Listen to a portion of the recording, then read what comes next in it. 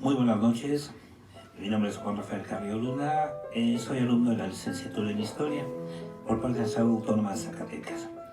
Dentro de la materia de Historia de Educación en México tenemos el tema que son tipos y características de la educación ilustrada. De hecho es el tema que vamos a ver en esta ocasión, educación ilustrada. Como ilustración tenemos ese siglo llamado siglo de las luces, principalmente protagonizado por los franceses. En este caso Montesquieu, Voltaire, D'Alembert, Diderot y Rousseau, que fueron los que cambiaron toda la ideología del conocimiento, incluso hasta la forma de ser gobernados desde Francia. Este conocimiento y esta evolución se extiende hasta el resto de Europa. En Europa es obvio que vemos con las conquistas y las colonias que tenían, se extiende también a todo el territorio americano. Sí, dentro de todas las colonias, desde inglesas, desde francesas, desde las colonias portuguesas y las colonias españolas, principalmente, ¿no? España es la que tenía el mayor dominio. En la siguiente diapositiva que vamos a ver un símbolo muy importante, que es el símbolo de la Virgen de Guadalupe. Como símbolo de Virgen de Guadalupe, el término Guadalupe viene de un término realmente de origen árabe. Hay que recordar que Cortés, precisamente, en la zona de Extremadura, ya se trajo ese nombre aquí a la Nueva España. Se forma la Virgen a través de ciertos conocimientos que tenían los tlacuilos que transmiten a los franciscanos, y realmente esta imagen se inicia precisamente en el convento de la Santa Cruz, en Tlatelolco. Ahí, bajo la cosmovisión mesoamericana y símbolos que ya se conocían y que transmitieron los franciscanos, principalmente Fray Bernardino de Sahagún, forman este tipo de imagen, ¿sí? Que va a ser un símbolo patriótico que va a unificar a todas las clases y castas realmente de lo que es la Nueva España. En la siguiente diapositiva vamos a ver más o menos cómo se representaría la época del virreinato en ese entonces. Yo me imagino más o menos por el siglo XVII, finales del XVI. En este caso, la Virgen de Guadalupe primero fue nombrada como patrona de la Ciudad de México, posteriormente de toda la Nueva España y después a nivel universal, ¿sí? Volvamos a repetir, es el símbolo que va a unificar el patriotismo de la Nueva España, entendiendo como patriotismo aquella persona que se identifica con la tierra donde vive, donde nace y tiene esa identidad que su tierra es propia. En la siguiente diapositiva vamos a ver realmente lo que sería la parte de la antigua Basílica de Guadalupe, la cual actualmente ya no es, pero sí simboliza lo que representa este tipo de imagen dentro de la Nueva España. La siguiente diapositiva que vamos a ver, ¿sí? Vamos a ver que en Europa era menospreciada la cultura de la Nueva España, realmente la prehispánica, realmente la vista como menos.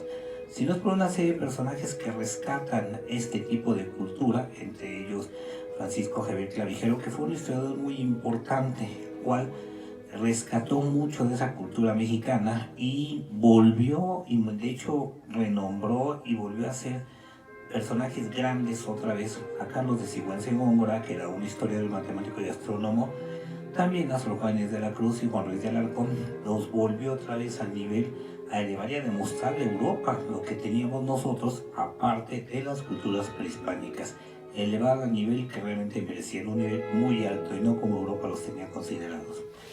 En la siguiente diapositiva vamos a ver una imagen, aparentemente de los jesuitas, porque los jesuitas fueron los principales educadores de lo que es la Nueva España. Varias órdenes antes que ellos llegaron hasta 1572, pero previamente llegaron franciscanos y dominicos, los cuales fueron solicitados por Cortés en sus cartas de relación. Los dominicos ya se sabía que son gentes muy ortodoxas, muy propias de una disciplina completamente impecable.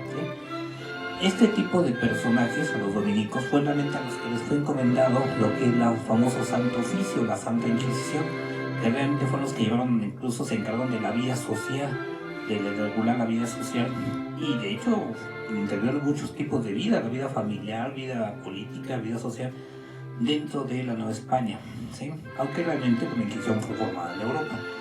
Otros los franciscanos fueron solicitados por Cortés por una razón, porque eran ese tipo de personajes que aguantaban todo tipo de climas, todo tipo de territorios, el norte de África, parte de Asia. Y entonces Cortés los solicita porque necesitaba así que este tipo de religiosos que eran todoterreno. sobre todo son los primeros evangelizadores. Acuérdense que lo que le importa a la corona y lo que le importa a la religión es evangelizar. Y dentro pues viene la educación, ¿sí?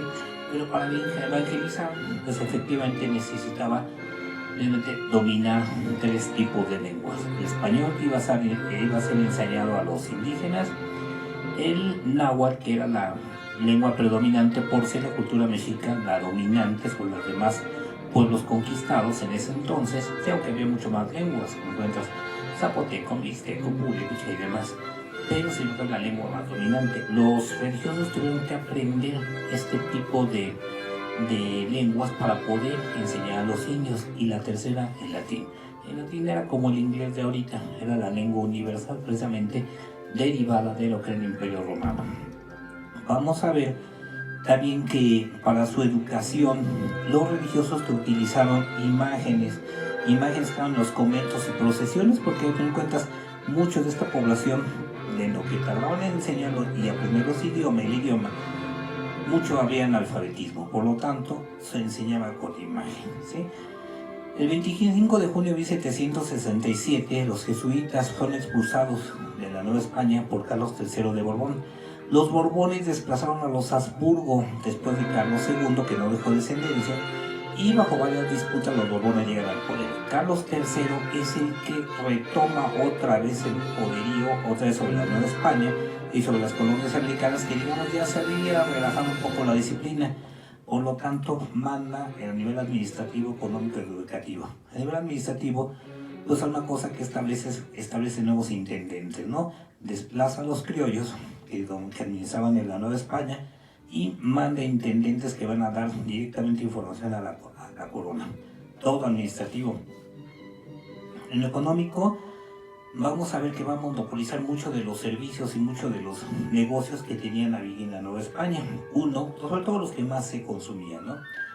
La juego de cartas, la pelea de gallos, el tabaco, sí, porque en ese entonces la demás sociedad consumían ya también ese tipo de producto, el papel sellado, y sobre todo interviene en la cuestión del azogue.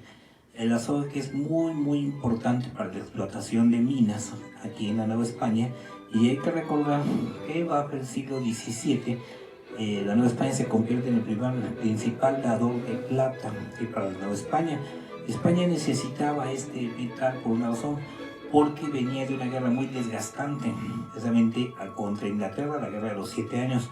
Sin estos elementos y estas reformas borbónicas, que también se llama cédula de consolidación de vales reales, ¿sí? España no hubiera sobrevivido y no hubiera sido lo que actualmente es. Y la tercera, a nivel educativo, como la siguiente diapositiva vamos a ver, ¿sí? A nivel educativo existen personajes muy importantes como Francisco Javier Clavijero, que después realmente él escribió parte de lo que era la conquista de la Nueva España, ¿sí? Entonces, incluso él fue parte de los que también estuvieron en contra de este tipo de expulsión, ¿sí? Hay que tener en cuenta que este personaje, en su exilio, porque fue exiliado en Italia posteriormente, como vemos en las siguientes diapositivas, ¿sí? Él enalteció la cultura mexicana. Algo muy importante, uno de estos elementos, seguimos el Colegio San Ildefonso, creación de los jesuitas. Como hemos dicho, la calidad de la educación de los jesuitas era impecable. Fueron maestros, de hecho, cuando fueron expulsados, digamos que la población de la Nueva España se sintió huérfana a nivel educativo por la expulsión de ellos. Cuando Carlos III de Borbón da la orden de que salga, la orden es inmediata. En ese momento se van, se dejan todas sus cosas, se van con lo que traen puesto y con su libro de obras. Tenemos que recordar que este Colegio San Ildefonso lo describe muy bien, incluso su sistema educativo, en el famoso Periquillo Sardiento, realmente de José Joaquín Fernández de Lizalde, como una gran institución educativa donde incluso él se gradúa como bachiller, ¿sí? El famoso Periquillo Sardiento, ¿sí? Aquí vemos que vamos a ver que hay materias que ya no son propiamente religiosas, no son aceptadas por la universidad, que son matemáticas, lenguas modernas, física, química, historia, griego y geografía. En la siguiente diapositiva vamos a ver lo que es el famoso Colegio de Valladolid, o la Universidad de Valladolid, mejor dicho, que fue rector Francisco Javier Clavijero, y otro tipo de personajes que también intervinieron en esta reforma educativa, sobre todo de enseñar más ciencia que religión. Hay que recordar que los jesuitas no significa que no tengan religión, pero le dieron mucha importancia a la cuestión de las ciencias, de las lenguas y realmente lo que llevaba a la humanidad hacia adelante. En la siguiente diapositiva que vamos a ver este personaje es Carlos III de Borbón, protagonista de las reformas borbónicas. Con él se inicia el despotismo ilustrado. ¿Sí? ¿Por qué? Porque también inicia la reforma educativa con ellos. Realmente aquí vemos quizá la frase más importante, que fue dirigida primero a los jesuitas y después realmente junto al resto de la población en general, que de una vez en lo venidero deben saber los súbditos del gran monarca que ocupa el trono de España, que nacieron para callar y obedecer, no para discutir ni opinar los altos asuntos del gobierno. ¿Sí? La siguiente diapositiva que vamos a ver, ¿sí?, es de la serie de personajes distinguidos que realmente canónicos que se revelaron ante este tipo de reformas.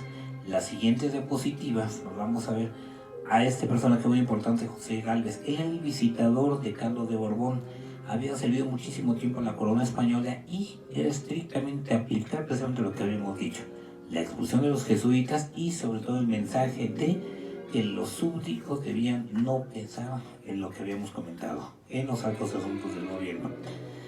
José de Gálvez también es el que trae el mensaje sobre la reforma educativa, como vamos a ver en las siguientes diapositiva. La siguiente diapositiva es este personaje que se encarga no solo de apaciguar, porque había rebeldías, si por ejemplo expulsa a los jesuitas, sean los grandes maestros, pues la misma gente empieza a rebelarse. Tan es así que incluso para el nuevo modelo educativo que va a traer España va a ser a base de maestros españoles desplazando a los maestros criollos aquí, por lo tanto muchos de los alumnos no estuvieron de acuerdo. Además había diferencias en la enseñanza, para los españoles había todos los privilegios, para los criollos no, ¿sí? Era algo muy elemental. ¿Y cómo iban a ellos a permitir que unas gentes que no conocían ni siquiera cómo era la forma de vida, su educación, ellas vinieran a enseñarlos? Tan es así que los primeros fueron rechazados. En la siguiente diapositiva que vamos a ver, vemos realmente que los primeros educadores fueron los franciscanos. Efectivamente fueron los primeros, pero cometieron muchos abusos, tuvieron problemas con la corona y posteriormente fueron desplazados por otras órdenes religiosas, ¿sí? Los franciscanos posteriormente retomaron ese poder, ¿sí?, después de la expulsión de los jesuitas, y se dedicaron primeramente a enseñar lo que es gramática latina y humanidades. En la siguiente vamos a ver realmente lo que estamos viendo, lo que es la Piedra del Sol. ¿Por qué lo ponemos esto? Por una razón, porque es precisamente este tipo de cultura que es la que Francisco Javier Clavijero es la que va es la cultura que va a enaltecer, sobre todo por el menosprecio que había de Europa hacia América. Entonces Clavijero lo que va a hacer es simplemente enaltecer esta cultura y realmente los personajes que ya conocidos, Carlos de Sigüenza y Góngora, Juan Inés de la Cruz, Juan Luis de Alarcón, y toda la cultura, la riqueza que tiene el virreinato, incluso desde la época prehispánica. En la siguiente diapositiva vamos a ver lo que es símbolo de lo que era la Universidad Pontificia. ¿Y a qué voy? Porque aquí es precisamente donde inicia la ilustración, por una razón, porque ya la educación ya no va a ser de lo religioso, ya va a ser de lo religioso, ya va a ser realmente del gobierno. El mismo gobierno se va a encargar de coordinar este tipo de educación. Ellos son los que van a regular la cuestión educativa, que ya no va a ser la iglesia sino el gobierno, y es el que va a poner los programas educativos. En la siguiente diapositiva vemos lo que fue la Universidad Pontificia, ¿sí?, elemento primordial, que es la cuna de la actual Universidad Nacional Autónoma de México, y en ese tiempo realmente la universidad lo más importante que existía, quizá la segunda creada en lo que es la zona del virreinato, ¿sí? Vemos aquí lo que es el convento de San Carlos, porque al final la Academia de San Carlos, perdón, por una razón, porque también se da una reforma en el arte, ¿sí? No nada más se da en otras cuestiones, pero sobre todo en el arte. Y el arte es elemental porque ya se van a hacer incluso materias como matemáticas también, dibujo, arquitectura. Y la Academia de San Carlos también tiene el mismo problema, les mandan maestros españoles desplazando a los maestros criollos. En la siguiente diapositiva hay algo muy importante, algo que sufre una transformación educativa de la medicina. Es aquí donde empieza la unificación de la cirugía y la medicina. ¿Por qué? Porque la medicina era una profesión, la cirugía era un oficio. La medicina es bien vista y había menosprecio por parte de los médicos hacia los cirujanos por una razón, porque los cirujanos realmente sus resultados eran muy inconvenientes para la población en general, por lo tanto la gente le tenía miedo y aparte mal vistos por los médicos, probablemente no se avanzaba mucho. Es aquí donde viene esta reforma educativa donde se tratan de unificar hasta llegar a una sola profesión entre las dos. ¿Sí? La siguiente, vemos a este personaje que es Manuel Torzán, de los creadores de lo que es el Palacio de Minería. Bueno, este tipo de personaje es el que retoma la reurbanización de la Nueva España. Realmente a él se le encomienda reurbanizarla porque realmente era un desastre en ese momento. Y este español se encarga de retrasar toda la arquitectura urbana de la Nueva España. A él se le atribuye el inicio del Palacio de Minería, ¿sí? ¿Por qué? Porque a fin de cuentas él es el constructor y él es el que realmente da encargado por el rey de España realmente para que el Palacio de Minería abra y forme nuevos ingenieros mineros, sobre todo por el negocio de la explotación de la plata aquí en la Nueva España, y lo cual va a ser un negocio muy importante para los peninsulares. En la siguiente, lo que era botánica. En ese tiempo se tenía establecido que Carlos Linneo era el que dominaba la clasificación, la taxonomía botánica. No se le había dado importancia a muchas de las plantas que tenemos aquí en la Nueva España y muchos de los botánicos aquí estuvieron en desacuerdo con la clasificación de Linneo porque se trató de respetar la clasificación que se tenía desde la época prehispánica y eso es lo que se intentó o se luchó durante mucho tiempo para respetar la herbolaria mesoamericana. La siguiente diapositiva, vamos a ver el famoso Palacio de Minería. El Palacio de Minería, como les dije, fue realmente el inicio a partir de Manuel Torzán. Sin embargo, la idea había sido principalmente de dos personajes de la Nueva España, que son Joaquín Velázquez de Olin y Juan Lucas de la Saga.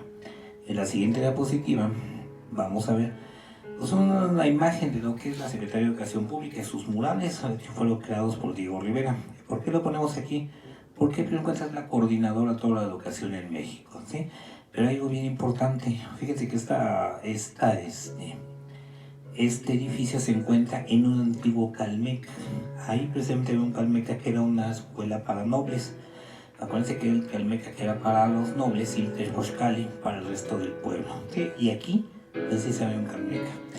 Algo muy importante de los Carlos III es precisamente que también se encarga de las escuelas de las primeras letras, que ya realmente ya no van a ser financiadas por la iglesia, sino se van a establecer pequeñas tesorerías locales, las cuales van a financiar este tipo de educación. En la siguiente vemos un elemento muy importante porque no más hemos dedicado al género masculino, pero también las niñas tuvieron un sistema educativo, si no era propio nada más igual a los hombres, pero sí sabían que se les enseñan muchas cosas y se crea el palacio, el convento de las Vizcaínas, al principio de origen católico y creación vasca. Por una razón, los vascos crean este edificio para proteger a las niñas huérfanas descendientes de vascos, para protegerlas y ahí sean educadas si es que llegan a faltar los progenitores. Y efectivamente así fue. Hay que considerar que aquí hubo un personaje muy importante que es Sor Juana Inés de la Cruz. Ella estuvo en este tipo de edificación y hasta la fecha sigue funcionando como colegio todavía. La educación ilustrada, eso significa que ya las órdenes religiosas van siendo desplazadas en cuanto a poder, en cuanto a financiamiento y sobre todo en cuanto al control del sistema educativo. Como hemos visto en este pequeño tramo, realmente es un pequeño tramo de lo que ha sido la educación y la transformación a partir de lo que es el inicio de lo que es la importación de estas ideas traídas desde Europa y sobre todo la modificación.